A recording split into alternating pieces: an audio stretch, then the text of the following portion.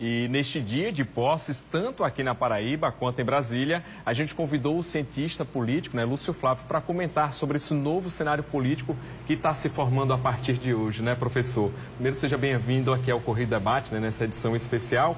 E a gente viu aí, começando por Brasília, já trouxe a posse aí dos 503 deputados, são 12 paraibanos, mas primeiro no âmbito federal, o que a gente pode esperar dessa composição? A gente viu aí que o ex-presidente Jair Bolsonaro conseguiu maioria e esse cenário permanece ainda, com a oposição sendo predominando lá na Câmara Federal, é isso? Boa tarde. Boa tarde. Em primeiro lugar, o PL, o partido do Bolsonaro, fez 99 deputados federais e 13 senadores. Então há uma predominância em termos de representatividade.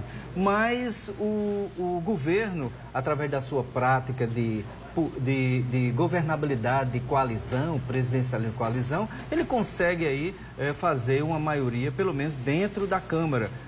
Não é à toa que a distribuição de ministérios faz com que, a caneta faz com que se tenha muito apoio. Então, na verdade, nós temos aí uma eleição governamental pró-governo, que é Arthur Lira, que era pró-Bolsonaro, nos seus primeiros 2 anos. E um governo consegue uma maioria relativa, uma maioria frágil, porque depende muito de como encaminhar as coisas posteriormente, mas, na verdade, o governo do PT, o governo de Lula, começa hoje. É hoje que começa o embate mesmo, com a posse de todos os deputados e todos os senadores. Ou seja, na verdade, Lula ele conseguiu minoria nas urnas, em termos de apoio de parlamentar, mas na composição dessas negociações a gente já vê diferente. Inclusive, a União Brasil, que fez oposição, já está compondo o governo, Exatamente. Tem o senador Davi Alcolumbre, que é da União, foi inclusive o mentor de Pacheco, a gente vai falar depois do Senado,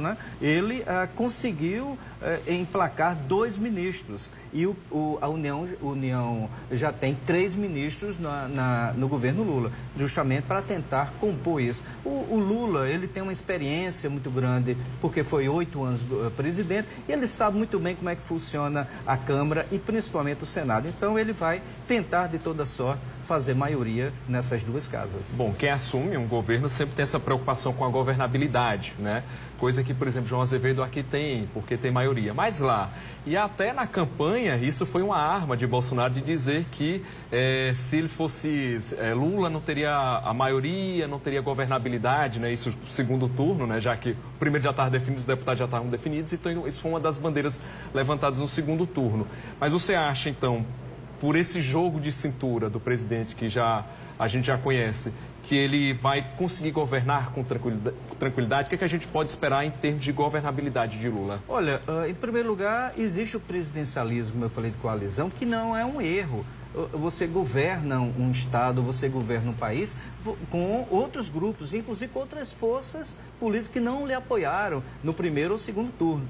É isso que Lula fez. Quando ganhou a eleição em 2002, a situação dele era mais fácil, ele tinha uma composição maior, não tinha uma oposição tão aguerrida, tão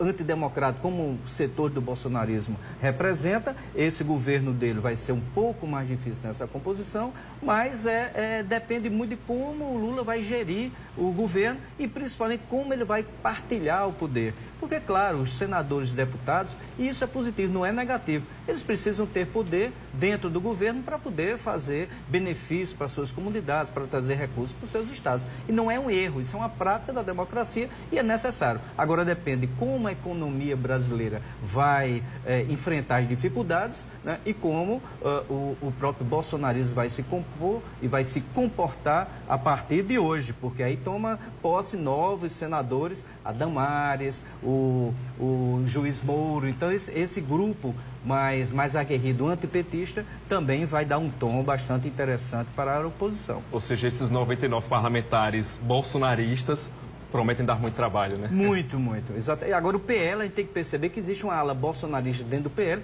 mas também tem um PL que em 2002 o PL era a composição de Lula. Era da base de Lula. O vice-presidente de Lula, o José Alencar, falecido, ele era do PL.